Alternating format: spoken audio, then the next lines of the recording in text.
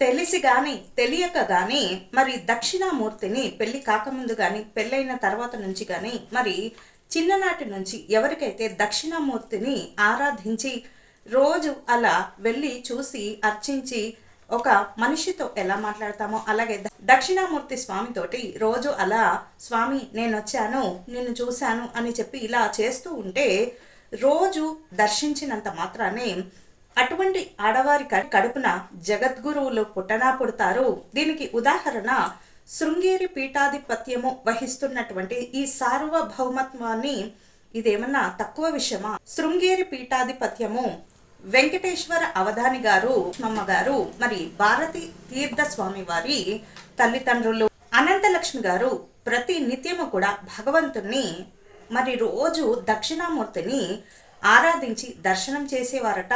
అందుకారణంగానే మరి భారతీ తీర్థ స్వామి లాంటి ఉత్తముడు మరి పీఠాధిపతి మహానుభావుడు ఈ లోకమెల్లరూ కూడా మరి పూజించి ఆరాధించే గౌరవించేటటువంటి పుత్రుడికి తల్లి అయింది.